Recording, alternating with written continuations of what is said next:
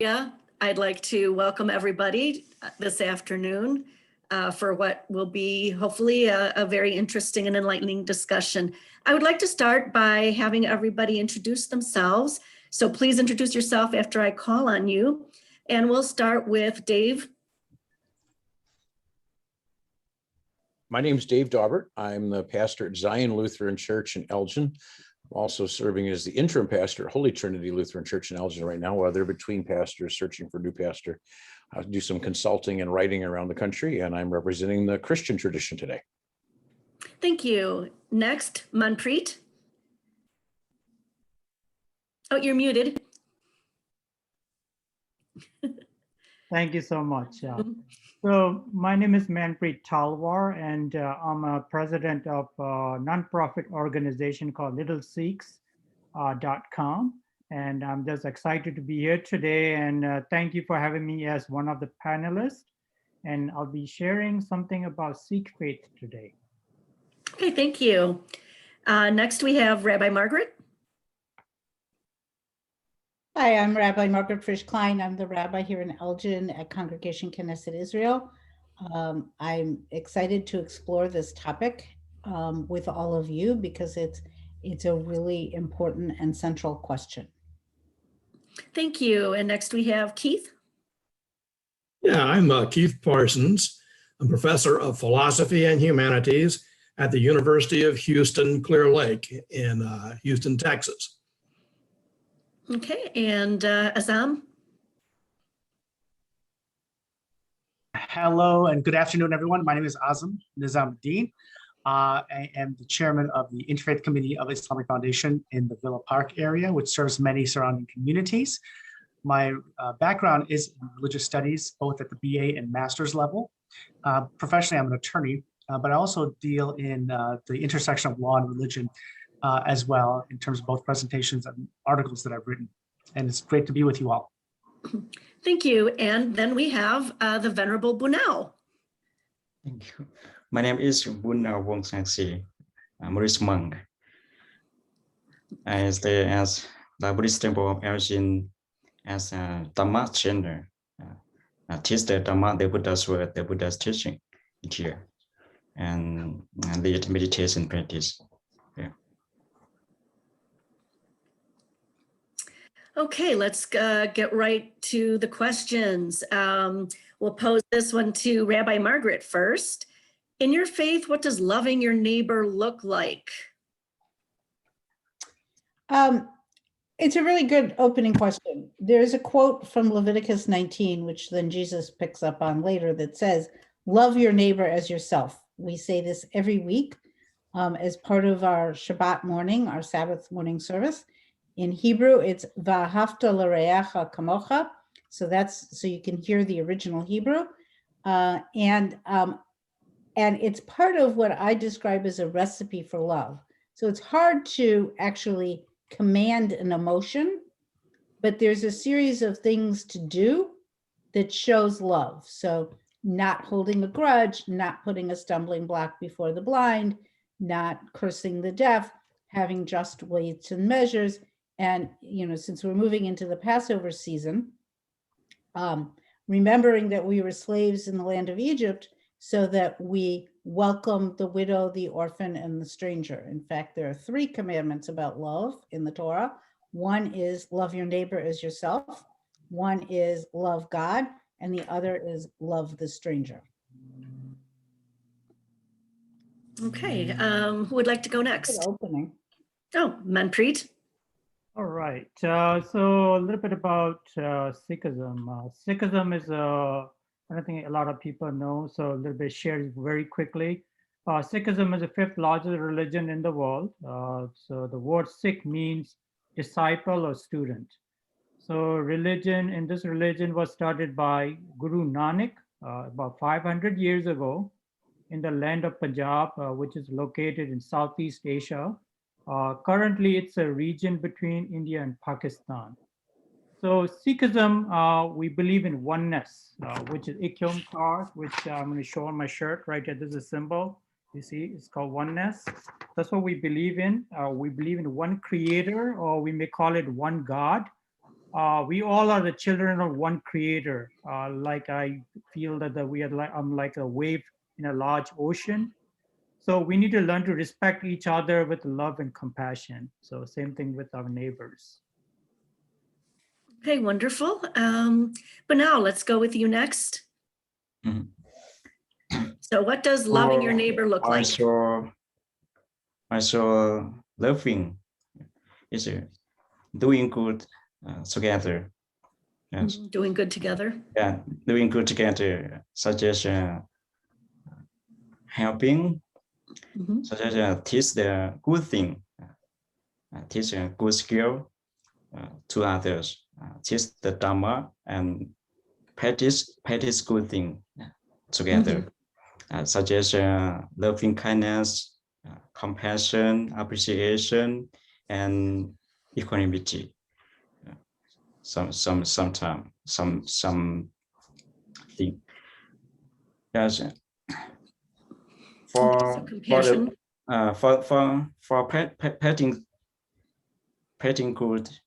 practicing good is such as when neighbor have suffering, there's have suffering,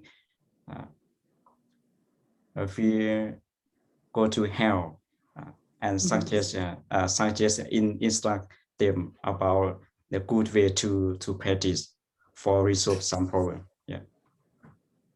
Okay, great. Keith, in your philosophy, what does loving your neighbor look like? Well, I think that the philosopher Immanuel Kant probably expressed better than anybody else what it truly means to love your neighbor. And he put it like this. He says, you should always treat other people as ends in themselves and never purely as means. In other words, when you interact with people, consider them as having inherent dignity and worth. Consider their needs rather than simply exploiting them, manipulating them, using them for your own purposes. As far as I can see, that is the meaning of loving your neighbor. It's not an emotion. It's not a feeling.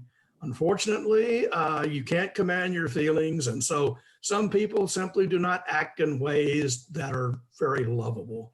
Yet, even people that are not lovable, we can approach them as ends in themselves and not merely as means. Okay.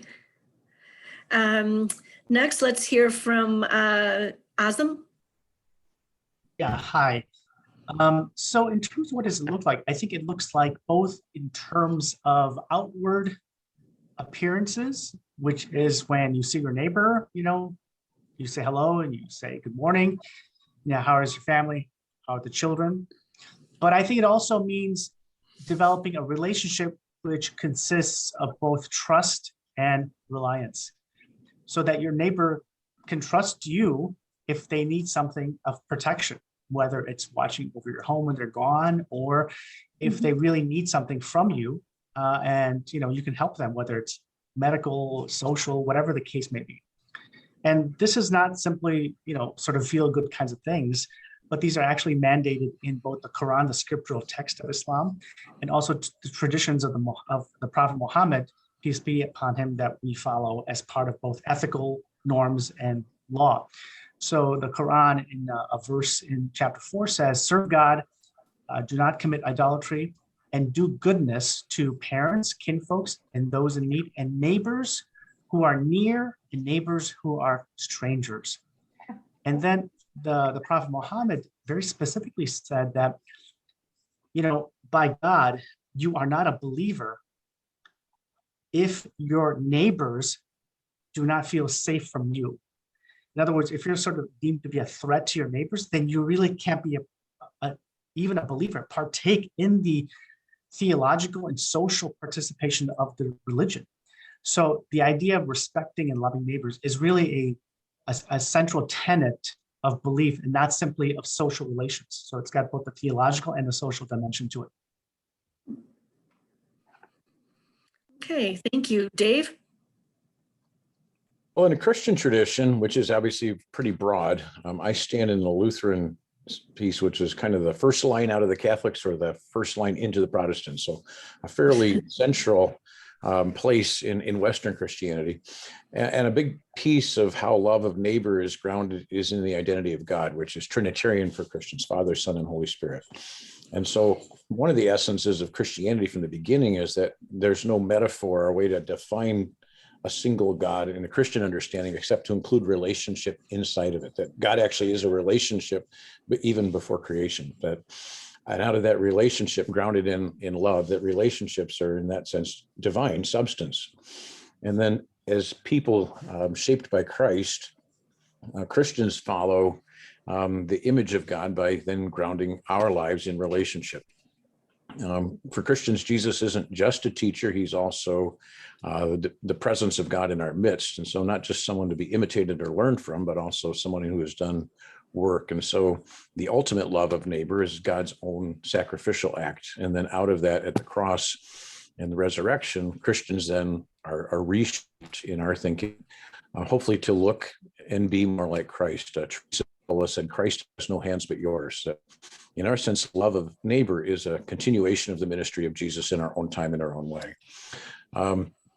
Luther was very incarnational in his understanding of what it meant to be a Christian, and said that each Christian is to be Christ to his neighbor, that our calling is to interact with each neighbor as if we were Christ, and to respect and love them as if they are Christ. That this is a deeply respectful, the kind of thing that Keith was talking about, that each person has their own value and their own intrinsic worth, not as a means to some other end, but simply as a person to love. And Luther's real thinking was that it's the vocation of every person to live out that love in their family, in their community, in their church life, in their occupation, that wherever you go and wherever you do, you were then to be an expression of loving neighbor, which was a choice to do that which was for the benefit of others, for the well-being of the person you encountered. And therefore, if you were to love God, which Jesus talked about in love God and love neighbor, the reference that Margaret made earlier in the Great Commandment pieces, that in order to love God, Luther said, God who has given everything indeed needs nothing. And so if you were to offer something to God, give it to your neighbor who has need instead. And that's really where the love of neighbor is grounded, is an expression of love of God in taking each person for who they are and respecting and sharing whatever it might be that they need out of an act of being Christ for them. So I'll stop there.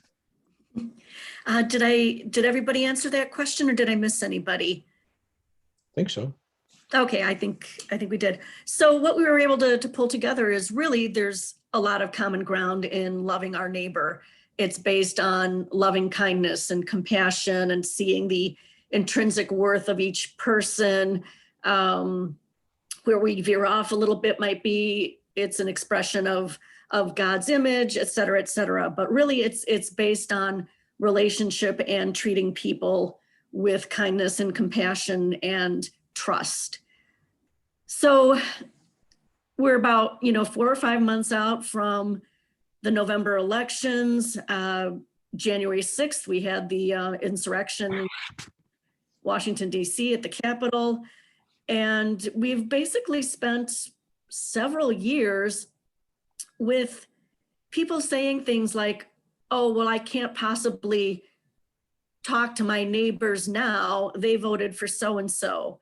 Oh, they're this or they're that. And it's really eroded this sense of loving our neighbors. And we did a panel discussion earlier about what loving your neighbor looks like. So that question recaps it. But now, why is it so difficult for some people, or maybe a lot of people, or maybe all of us, to love our neighbor? Is loving our neighbor the same thing as respecting them? Are they inclusive or exclusive? Can you love without respect? Can you respect without love? And what is it about, what are some of the deal breakers where we all of a sudden we say, well, I can't even talk to this person? Well, I think part of it comes, what Keith said earlier, I resonated with, in terms of it's a stance you take towards a person as a matter of principle. In a sense, every time we say, I can't talk to so-and-so because they're such and such, that says as much about us in our proactive stance, not succeeding at being who we are as it does about how we define them. Jesus told a parable of the Good Samaritan, and at the end of it, there's two religious leaders who pass by, and then a Samaritan who's kind of the outcast in the story who doesn't. And then he asks the question, which one was neighbor to the man who fell among thieves? And the issue isn't who is my neighbor, which is what we always ask, but the issue in Christianity is who will I be neighbor to? And so being neighbor in our society has been too often defined as a reactive stance and a happenstance, kind of circumstantial, situational. And it's very clear in a Christian tradition, even though this country is, quote, mostly Christian, that we really don't hold those principles very dear to us, that it's really my responsibility in the Christian tradition to be neighbor to somebody else, not their job to be neighbor to me. And that's a difficult stance because when people aren't neighborly to us, I want to stop being who I'm supposed to be too. And that's that instinct, which again, Keith talked about, that feeling, that emotional thing says, my heart's just not in it. And Jesus would say, well, get over it. The stance is that who will you be neighbor to is really the primary stance of life.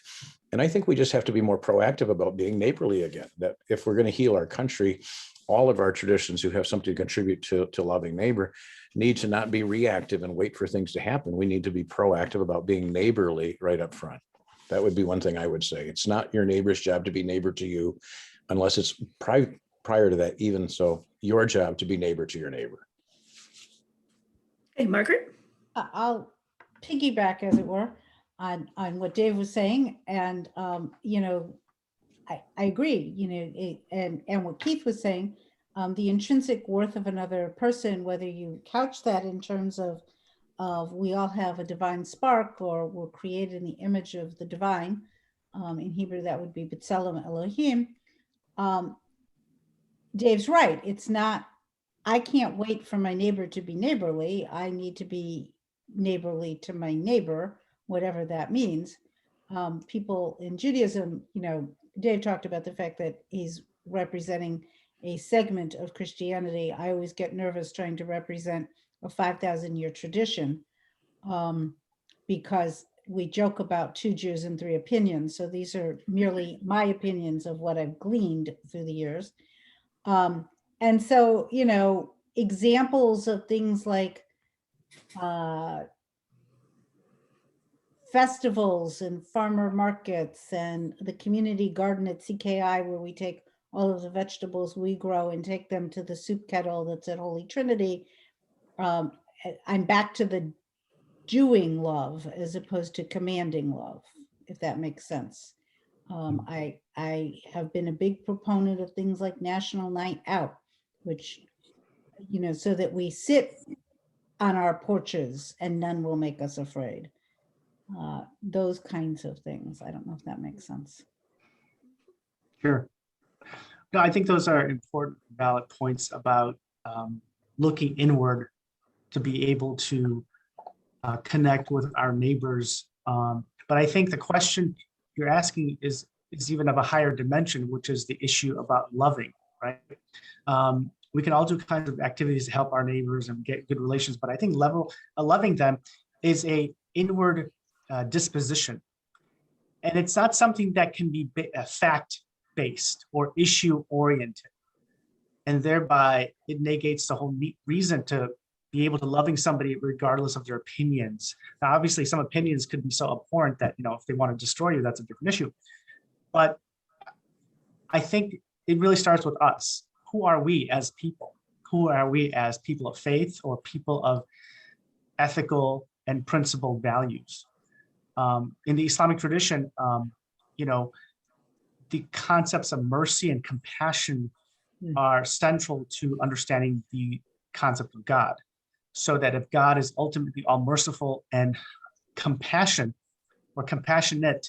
then we as people need to do the same towards both God, but our fellow human beings. And I think oftentimes in all our faith traditions, those aspects are sort of minimized because of either overtly theological debates or legal debates in the Islamic Jewish tradition in particular. But I think these ethical values really have to be the starting point of relations between ourselves, God, ourselves, family, ourselves, and friends and neighbors. There's a very famous, probably one of the most famous theologians in the Western tradition, Al-Ghazali, who taught at Baghdad and was influential to like Thomas Aquinas and others later on. He described this in talking about this. He's talking about mercy and compassion. He said, the mercy of God is perfect mercy in that it comes out to those in need and directly to them. And it's inclusive mercy when it embraces those who deserve and who are undeserving. So that it's perfect in the sense that it fulfills the needs of the people who need it, but it's inclusive mercy in as much as it embraces both deserving and undeserving, encompassing this world and the next. And I think if we have that sense of disposition of people, because human beings are flawed, everybody's flawed that we know, even the people that we see who are elected officials, much admired, whether they're celebrities or not, everybody has some kind of flaws, and we do too. And I think that's important that we have that sort of disposition that we are flawed, everybody's flawed, and therefore we have to treat people with compassion and mercy as a fundamental way. And the perfect contemporary example is Nelson Mandela, who essentially gave up, not gave up, he reconciled with and forgave his tormentors and people who tormented him personally in prison for several decades, but his people by apartheid. And the fact that he was able to be empathetic and understand and forgive his enemies, to me, is an example of that level of compassion and mercy towards others. Awesome. Okay, I ask you, when you were mentioning, that we're flawed and that, we see flaws in others, what is it about us where we so quickly go to judgment?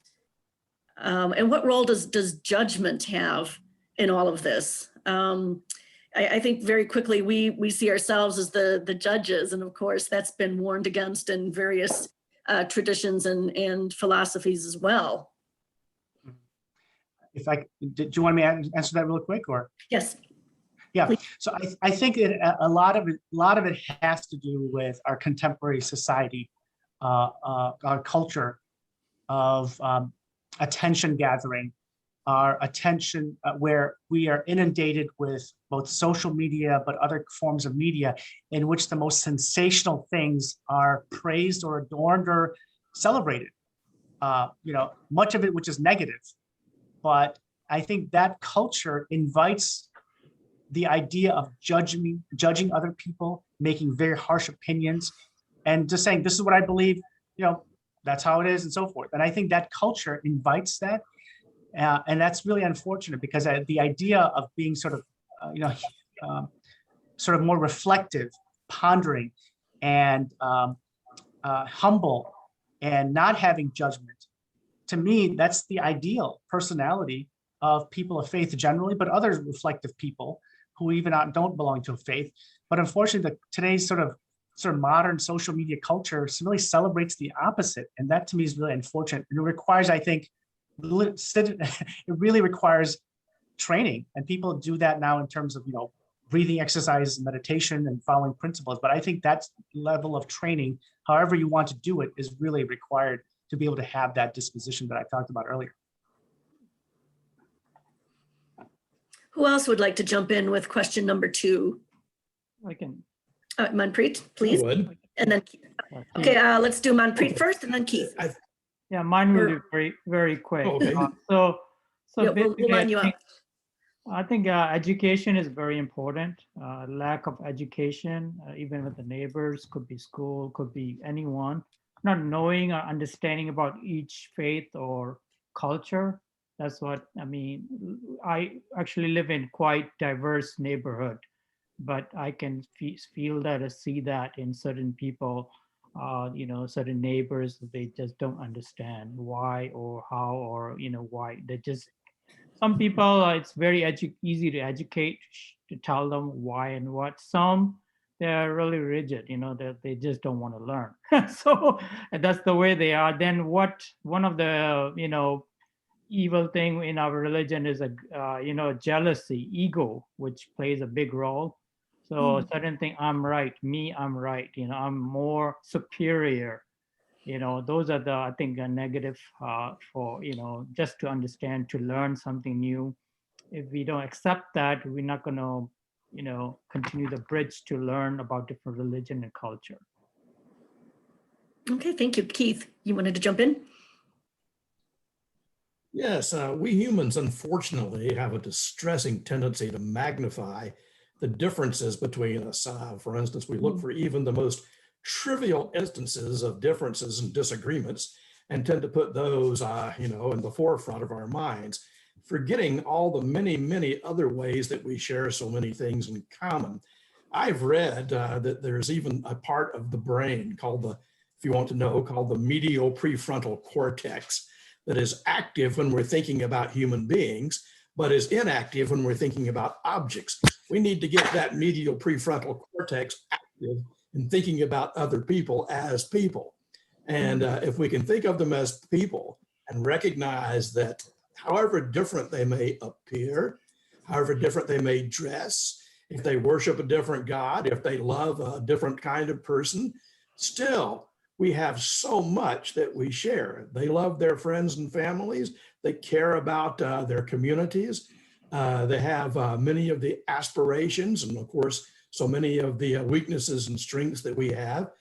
I find that being a humanities professor is very, very positive in this, because so many of the great works of literature are so helpful in getting us to feel the way that other people feel and to see the world through their eyes.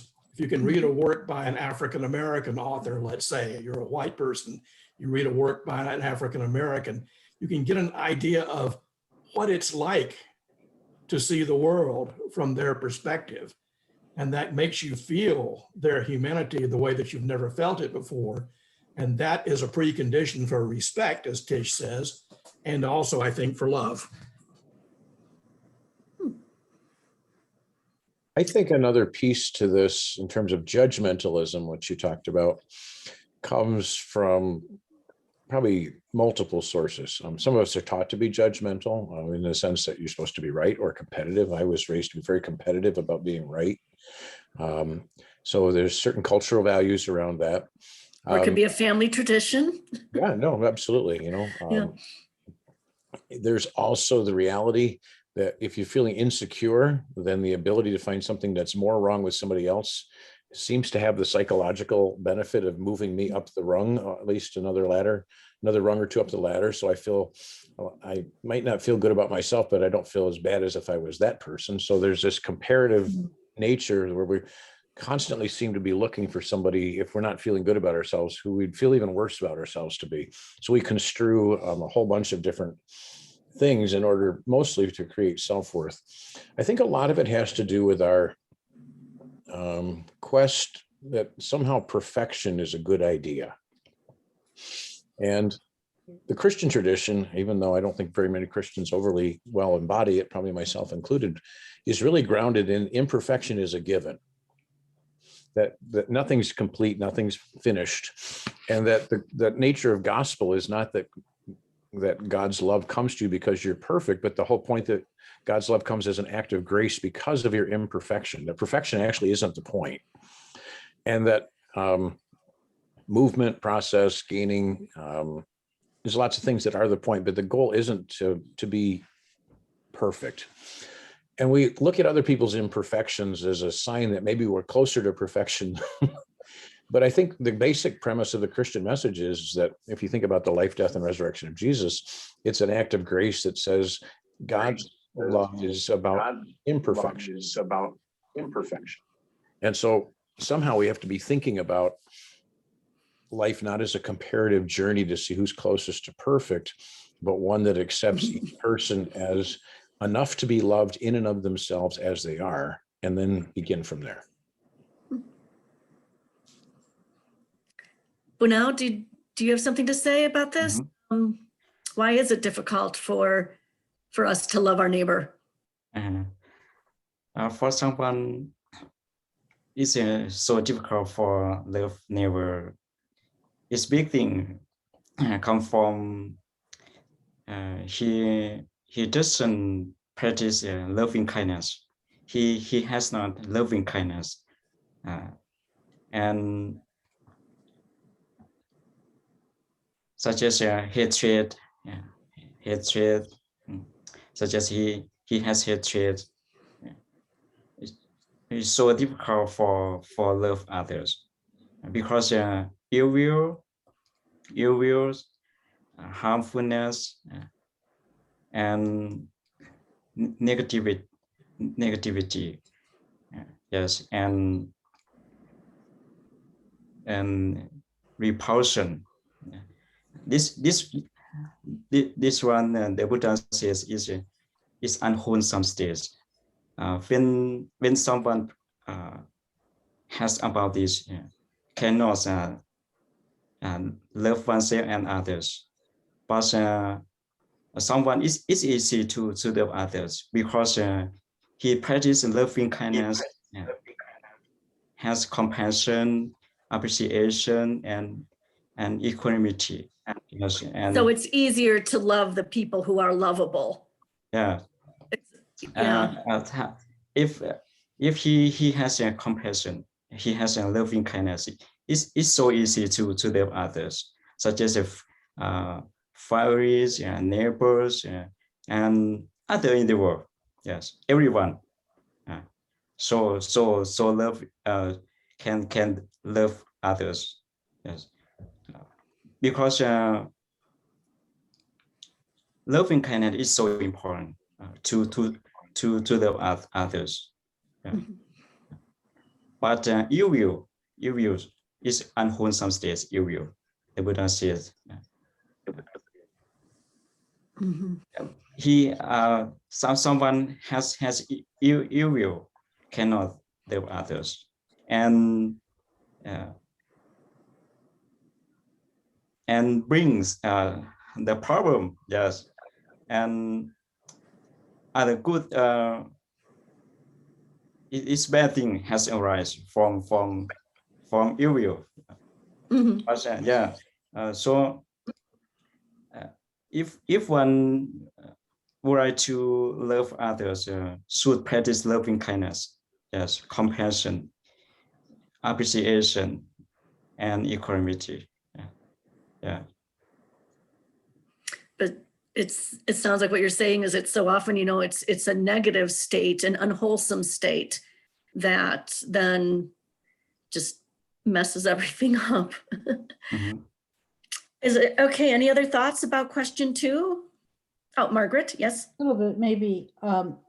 Again, going back to what Dave was saying, that some of it is an act of grace.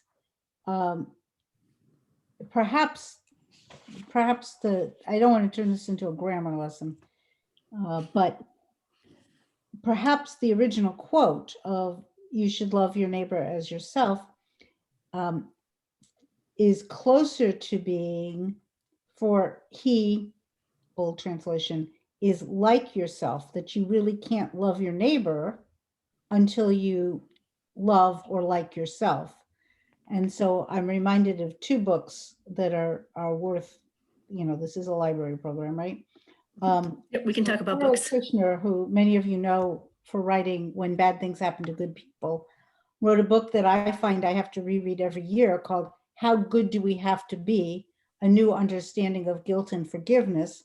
And the bottom line message of that is there is enough love to go around, but we have to give up on this idea of perfection first, because none of us are perfect. And then similarly, Henry Nouwen wrote a book called The Wounded Healer, because all of us, Excellent. Catholics at least, I'm going to do all of world religions in one bite almost. And then the Dalai Lama wrote a book called Towards a True Kinship of Faith, that's about compassion across all of the major religions. And so, but But before we can love our neighbor, we have to love ourselves. And sometimes that can be really difficult depending on how much perfectionism was in your, and competitiveness was in your family of origin. You know, that's a good segue to question number 3. Who is your enemy? And sometimes the enemy is not another person. There's that famous old cartoon, I think it was from the World War II era, Pogo, we have met the enemy and he is us. We've already touched on the fact that perfectionism can be seen as an enemy that prevents us from loving our neighbor. So who is our enemy? Any thoughts? Yes, Manpreet, go ahead. So in Sikhism, there are 5 enemies, are the major weaknesses of the human personality and spiritual essence, which are lust, rage or anger, greed, attachment, and ego. Those are the 5 things.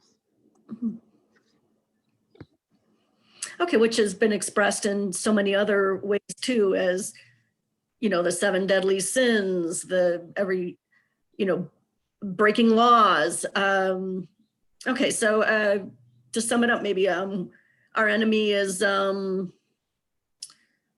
maybe lawlessness, going against your principles.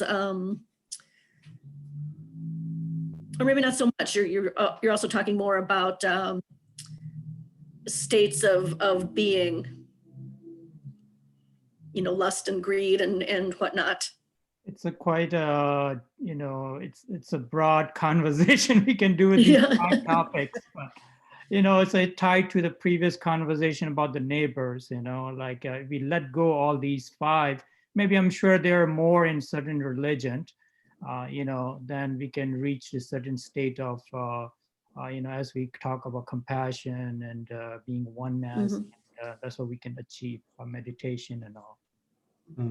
Well, certainly being driven by lust or greed or, some of the other sins, it makes for great literature and movies and whatnot, but doesn't exactly build communities or neighborhoods. Margaret, I saw your hand wave. Did you think? Yeah, thinking of some of the things that Azam has been saying about deserving and undeserving. There's a quote, "Seek peace and pursue it." And the question becomes, why the double verb in that sentence? And that's because we have to seek peace in our own homes and in the wider community. And sometimes, peace begins at home. We've heard that line before too, but we have to run after it in all of its places. So it's not good enough to just have peace at home. I think the question of enemy is an odd question from a Christian perspective, even though I think it's a pertinent question from a social question. Jesus in the Sermon on the Mount said that you've heard it said that you were to love your neighbor and hate your enemy, but I tell you, love your enemies and pray for those who persecute you, that you may be children of your Father in heaven.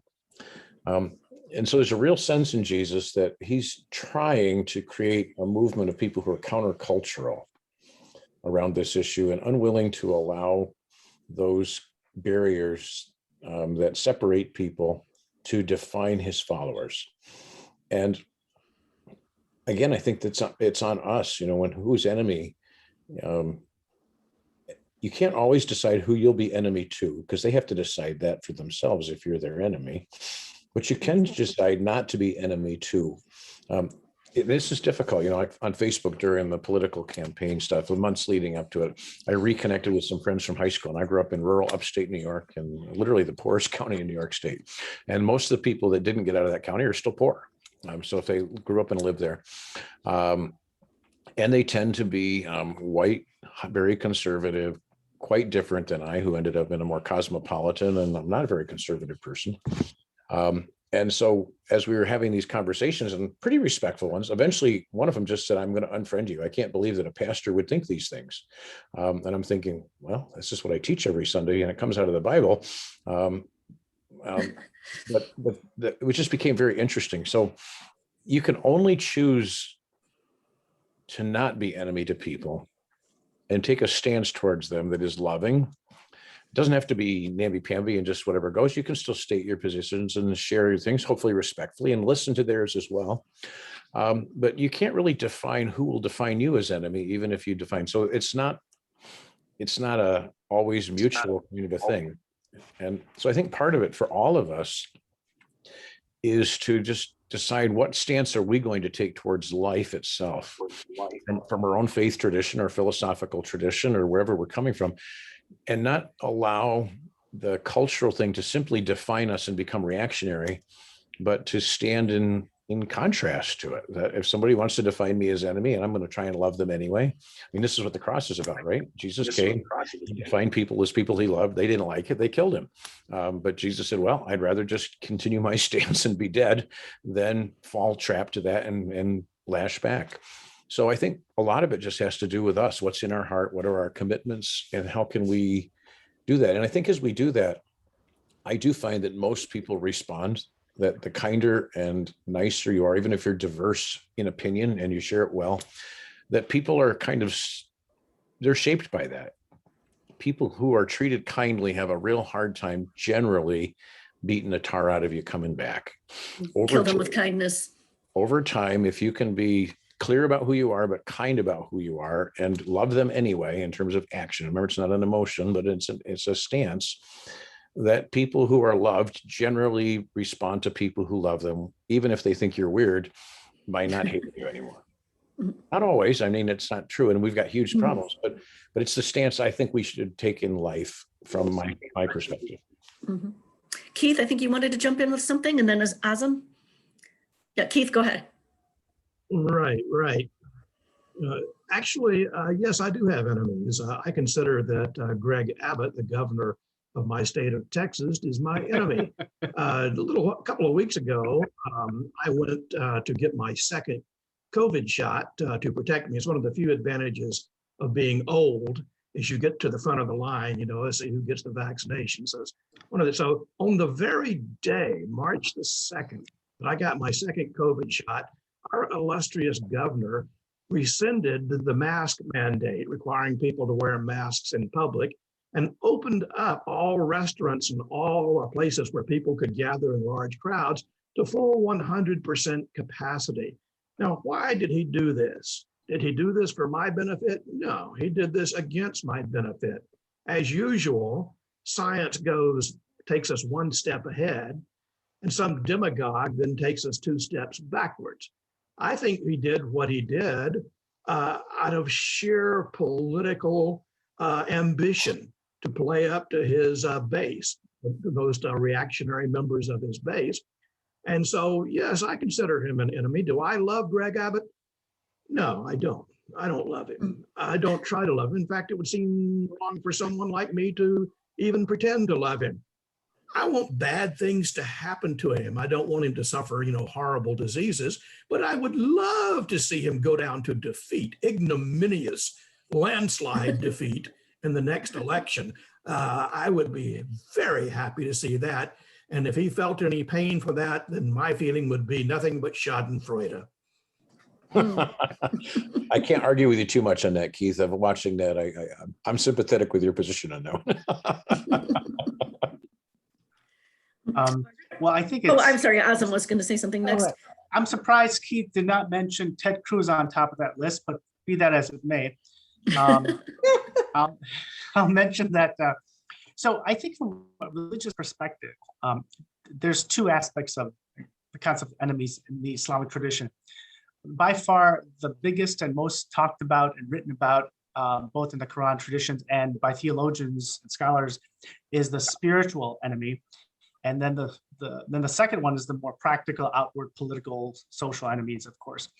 But in terms of the spiritual, it's very similar to Christianity and Judaism in that sense of the concept of the devil or Satan, or we say in the Arabic shaitan, who is the kind of spiritual being that creates chaos and disorder and promotes your interests above others, which leads to evil being conducted in the world.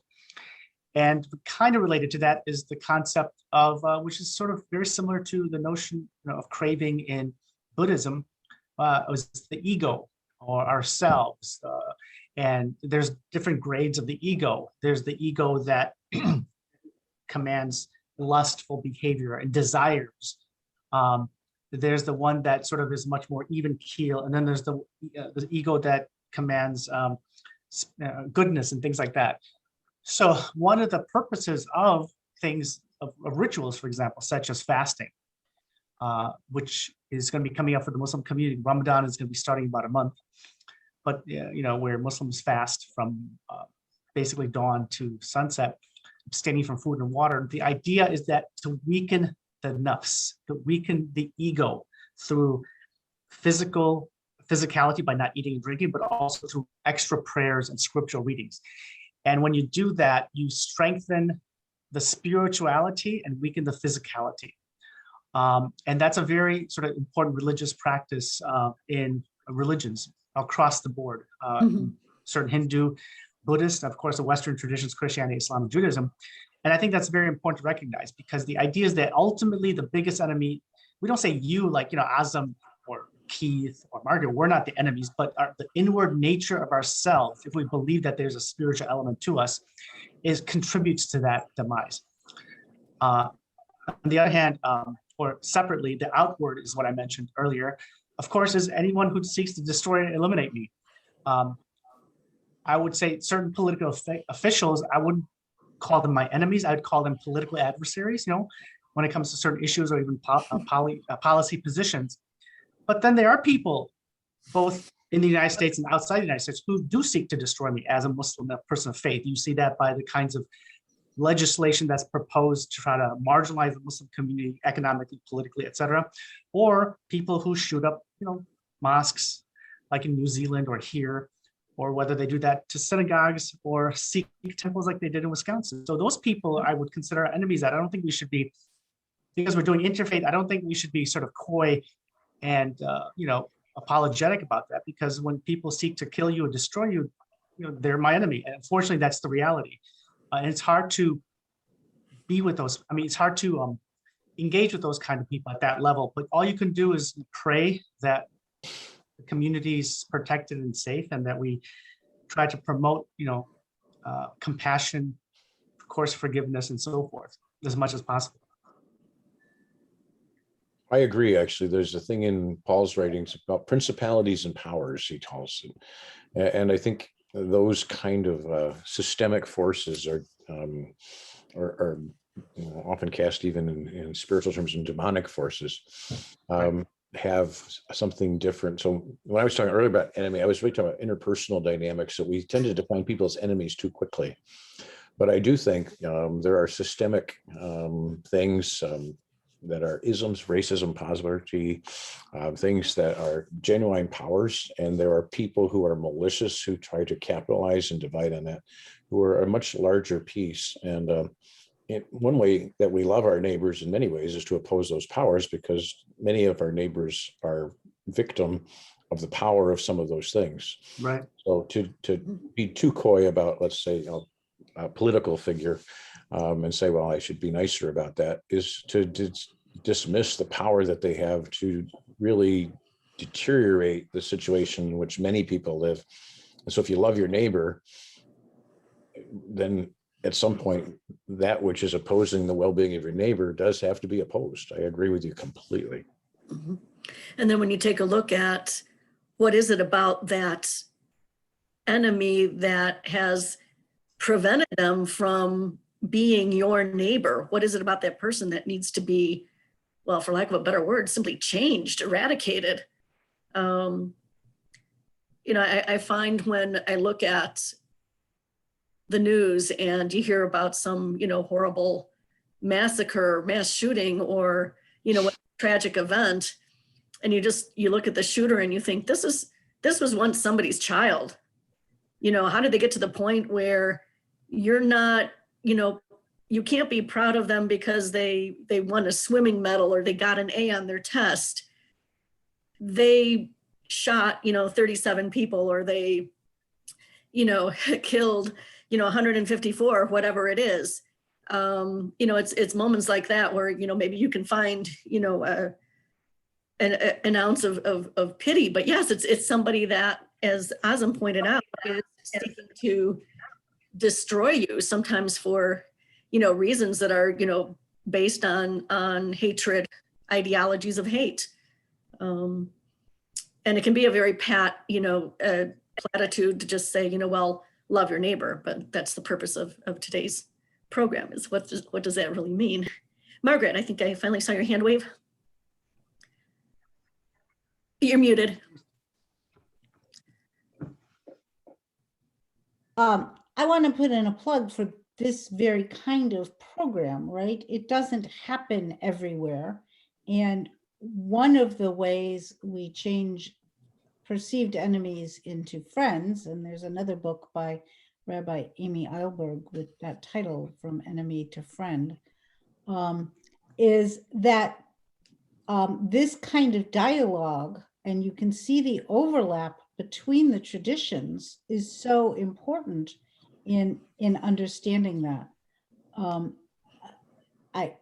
There's been one person who's been in the chat, and she happens to be a member at CKI. The CKI book group book this month is How to Fight Anti-Semitism by Barry Weiss. If anybody else hasn't finished the book, this is my second read through it. But ultimately, she says the way to fight anti-Semitism is to be sort of, it's this old phrase and not hers, loud and proud, but out there, so that, and not just hide. So that's part of why I choose to participate in things like this, even though I know that there are people out there who would be happy coming to a synagogue or a mosque or a Sikh temple and shooting it up. Margaret, I'm glad you think that you chose to do this, because I always feel like I'm roping you in. No, I chose. Thank you all for coming along. It's fine. No, I've been doing interfaith dialogue stuff since before you were born, Tish. In any case, I think that that's part of the answer of how we learn to, we on this call are modeling that kind of respect and non-judgmental. Dave and I are not going to necessarily agree on the fine points of Christian theology. It's not going to happen. He and I know that, right? But we can still have a conversation together. I'm only picking on Dave because I know him the best of the panel. It's really important to learn how to have conversations again. We've lost that art in the last X number of years, so that you do have somebody who walks into a mosque in Christchurch, and then the person who walked into Tree of Life Synagogue then used that manifesto to justify what they were doing at Tree of Life. I think maybe it's not so unique to our time, but since this is my time, I can't really go back, a couple centuries and explain other periods. But what I've noticed since I've been alive as a sentient, cognizant being, is that I've seen episodes where the idea of hating others and making enemies has become an industry. Where, like, for example, talk radio. If you just listen to talk radio, people get millions of, think about this, people are paid millions of dollars to simply create division, political division, under the pretext that they care or their work, sort of being a watchdog and things like that.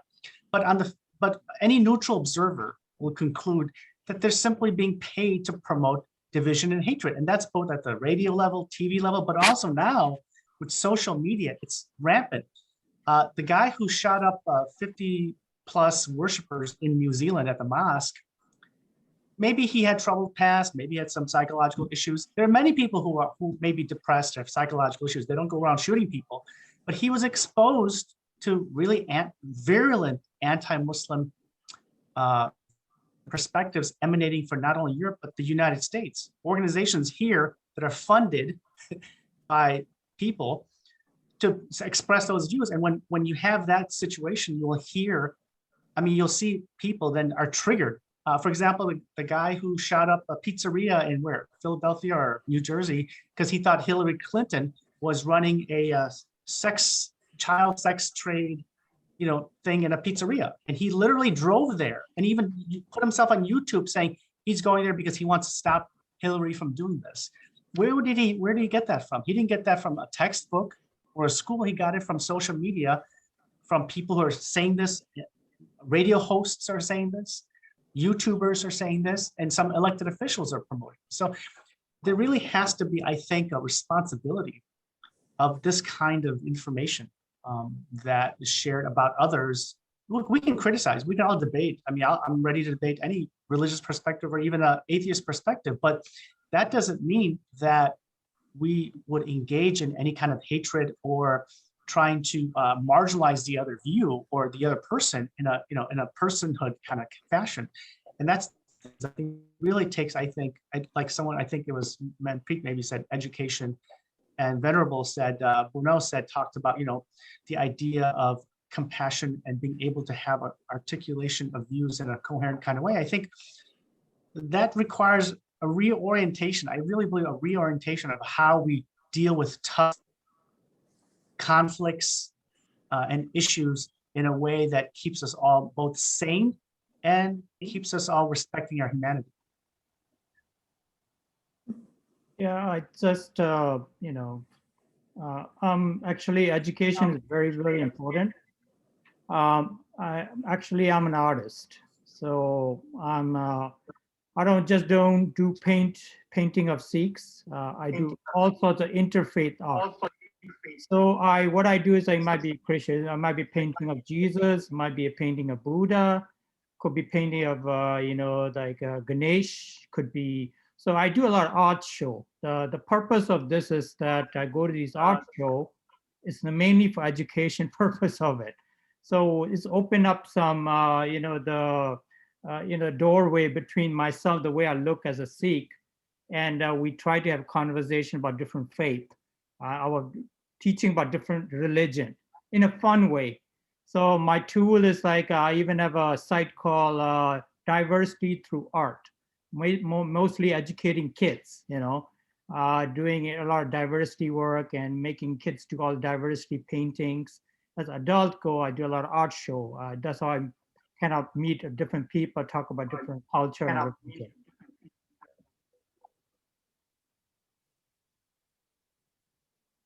Okay, moving to question number 4, and I feel like we've touched on it already, but let's focus on it a little bit. How do we love people we feel have acted in ways that... Keith had a comment he wanted to make. Oh, that's right.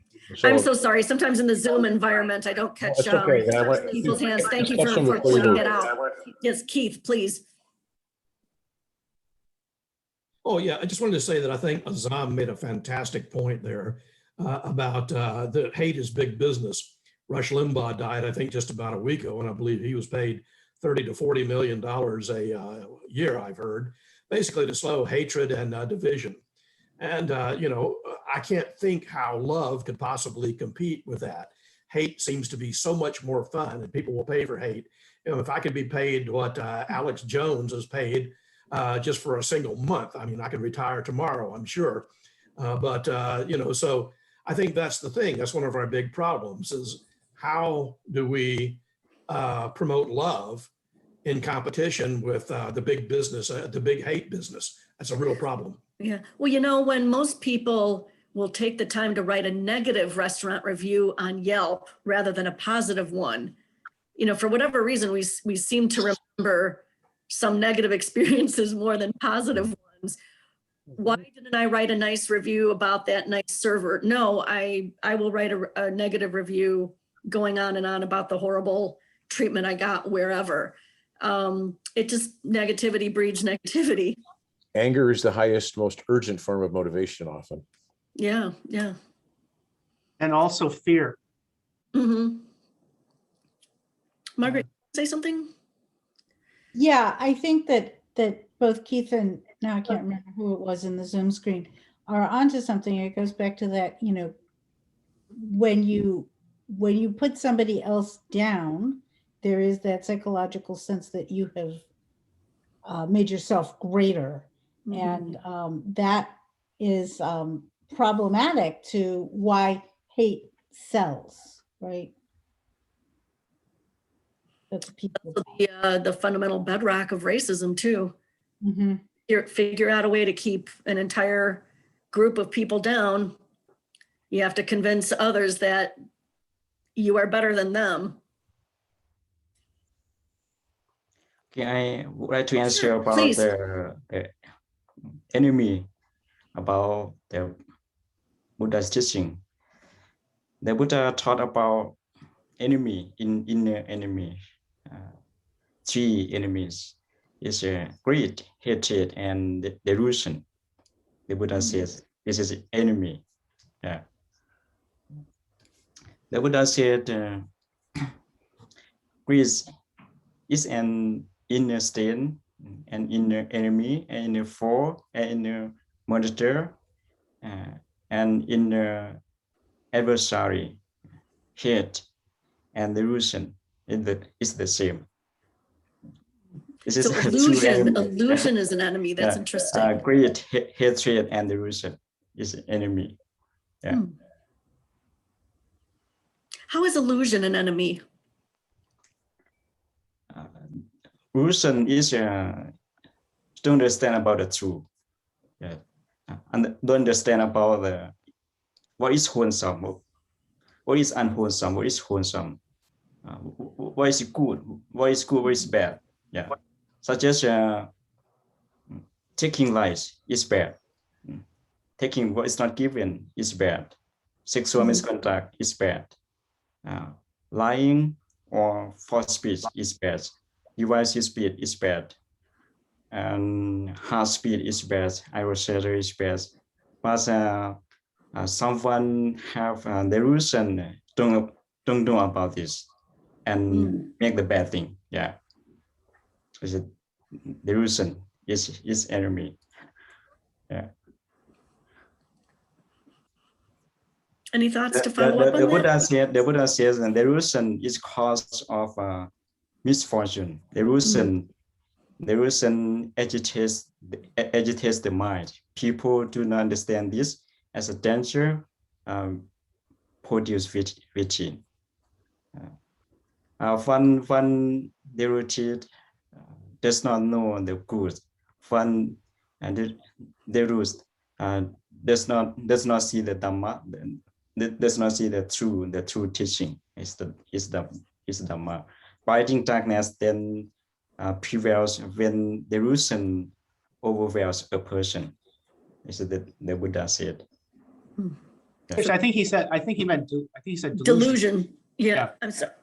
Yeah, delusion. Yeah. Yeah, very interesting. Any other thoughts to follow up on that?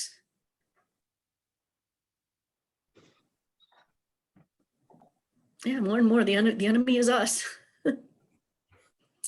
Primarily, not exclusively. Yeah. Yeah, good part of it. Yeah, point taken. So let's move on. We're running out of time, and I do want to get to our last two questions, especially the last question. And I feel we've already, do we feel we've already covered number 4? How do we love people we feel have acted in ways that don't deserve our love? Or do we have any final thoughts on that? I think we've already talked about, Dave saying that, you have to be neighborly to your neighbor, and, you have to choose not to be an enemy. Yeah. No, I think we also want to take some questions from the audience. I was just say that it takes effort, and I think we should not be in any illusion that this is something that can work through your sort of basic religious teachings or platitudes. I think the idea, the social media industry that we've sort of encountered and things like that, we really have to address that head on, both from an educational perspective and a critical thinking perspective, so that, we can utilize, look, I think, I love my religion, I love my faith, and I believe all global religions, in particular, historic ones, they're around because they had something positive to contribute to people and in terms of principles. And I think that those principles are endured over time because they have value. The question is, how can we implement those positive values in today's world? And I think that's what peoples of faith and communities and religions are, dealing with. And that's the biggest challenge, I think, today. And that is question number 5, moving forward. How do we move beyond hate to love in whatever faith or philosophy or tradition or... Yes, Margaret? Oh, now you muted yourself. I'm not sure I'm quite there yet. And it's Right? quite And all right to admit that. I want to, right. I think it's the Christian tradition that talks about needing to forgive 70 times 7 or 7 times 70. It's a lot, yeah. Which way the math that goes on that. But, and I think it's important to work towards that kind of reconciliation that somebody was talking about, Nelson Mandela, that we've seen in the past, but also having written my rabbinic thesis on some of this, I looked at reconciliation between Jews and Germans, and in cases of domestic violence, and in the Israeli-Palestinian situation, because why not try to do this in 100 pages? And the truth is that unless somebody actually feels safe, they maybe ought to forgive yet. And Tish, at a really basic level, if I hurt your feelings, I should come to you and ask your forgiveness 3 times and promise not to do it again, and make some sort of restitution in, maybe you didn't like the Hamantashen, whatever, or the Hamantashen was sick. That's a little neighborly thing. Mm-hmm. And if it made you sick, then I really truly am sorry. Promise I will do that again. Whatever that is, right? But if you're plugged in and you're never going to talk to me again because I was such an idiot and used the wrong word, I'm making this if I come to you 3 times and you still haven't forgiven me, then I've tried and it's on you. And so I don't know how that relates to, and that's Jewish law.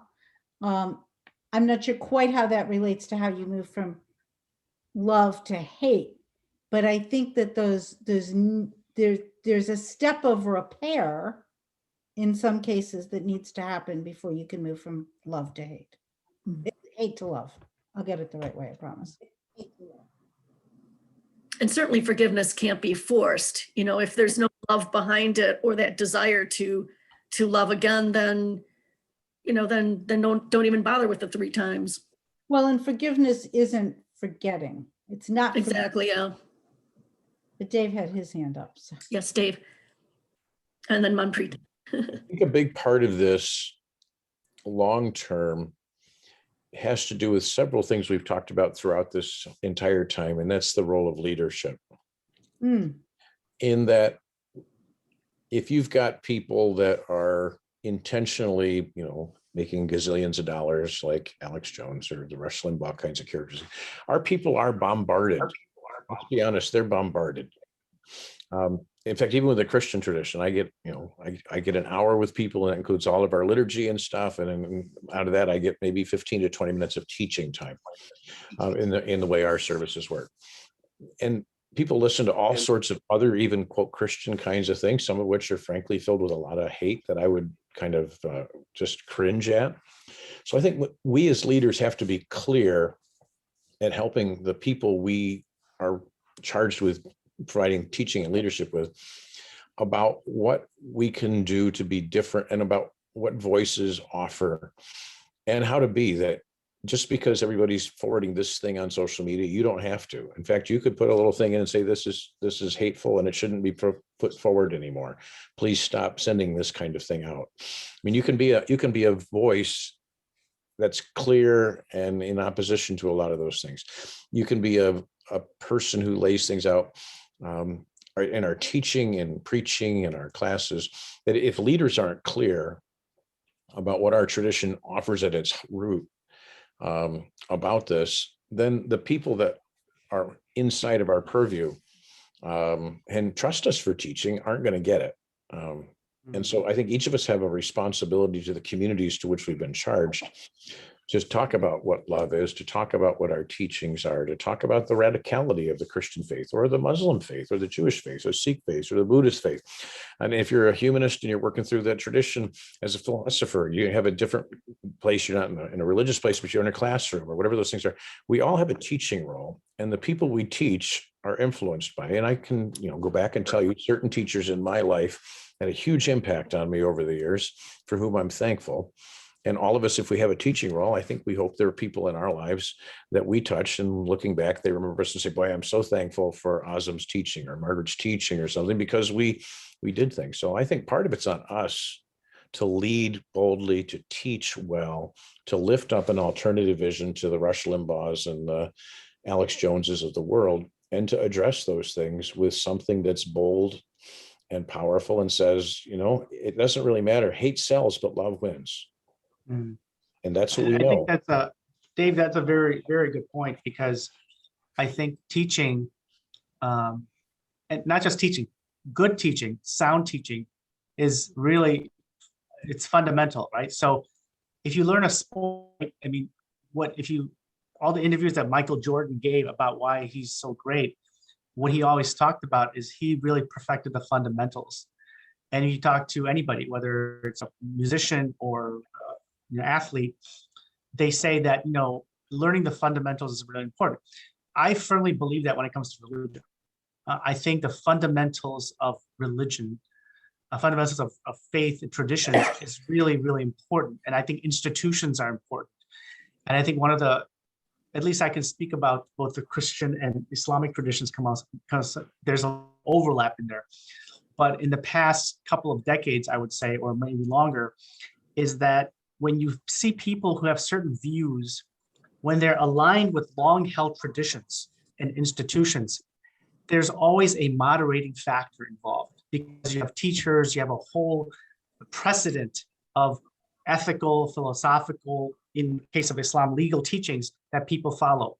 And once you go off script and you become individualistic, and there's a certain attraction to being individualism, right? It's a part of the modern experience, the American experience. I'm an individual, I can do what I want. But if you're a person of faith and you do that, it's, in my experience and observations, those are the people that often tend to, fall off the wagon and do really horrific things and terrible things. So I think that's a point that's really needs to be promoted. And perhaps there can be ways at the public school way and other way where we have good sound teachings of thinking, ethical values. And this is consistent also with Immanuel Kant's view of, always doing things for ethical purposes and so forth. Once you remove ethics, what we call sound ethical goodness from even religions, which happens, the religion basically, self-implodes, or at least the faith of that person self-implodes. So I think that's very important, is sound educational, long-term institutions, which provide value, and ethics is really important regardless of what faith it is. Any other thoughts, Keith? Yeah, I just wanted to say that despite the hate industry, real progress is possible. I have seen it in my lifetime. I've lived long enough to see it. When I was in high school in the 1960s, hatred of gay people was simply taken for granted. If two guys were exchanging insults with each other, and if one then called the other queer, well, that's when you stopped exchanging insults and you had to slug it out, because that was the deadliest insult of all. Now, for young people today, the idea is simply bizarre that you would hate somebody because they're gay. And for people, say my niece's age and younger, the idea is just absurd. And we have seen even in the past 20 years, a tremendous shift. 20 years ago, the majority of people disapproved of same-sex marriage. Now the majority of people in this country approve of it. And so we can see these like tectonic shifts, it seems to me, within a single lifetime, despite the hate mongers. And so I think there really is hope. I think, well, what's going on here? I think one of the things that helps the most is get to know somebody, okay? if you know someone who's gay or transgender and get to understand that person, and know them on a personal basis, I think that that helps more than anything else. And so it is possible to oppose the hate mongers and to win. Love wins. And it doesn't hurt to have a good lawyer either. Yeah, exactly. Love your lawyer. Do we I'd like have time to- for questions from the audience? Oh, I'm sorry, Manpreet, you wanted to say something? I just want to share quickly about question number 4. Through, Sikhism point of view, we believe in karma, right? So it's the, karma, the way people, the way they act. So it's like Guru Nanak will say, the world is it's a drama. It's a stage in a dream. So it literally, it's not permanent. So we all are playing a role, sort of some kind of role, good or bad, we are playing a role. So for us, with the encouragement is definitely love and compassion, right? That's what we need to do. And again, the one light in all. So that's what I try to preach, even in it goes with the corporate world too. The projects, I always tell everyone, projects come and go. With years goes by, people don't remember, but whatever the way you treat each other's, even a corporate world, that people remember forever. So, learn to forgive each other's. And, I think by doing so, you are still the winners at the end. And Yes. when we see someone doing wrong or doing bad, we can help by instructing some the good way, and suggest them to abandon about this, and teach good way to them. Such as someone taking life or caring, taking what is not given, sexual misconduct, using false speech, or drinking, beer, wine. And when we see about them, it's not good. We should suggest them about the good way, and suggest them to Always abandon suggest about a good this. way.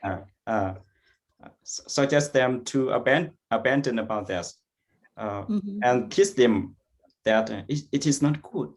It is unwholesome state. You should not do that, and toss the good thing for them. This is so. This is also about loving to others, to neighbor. I think.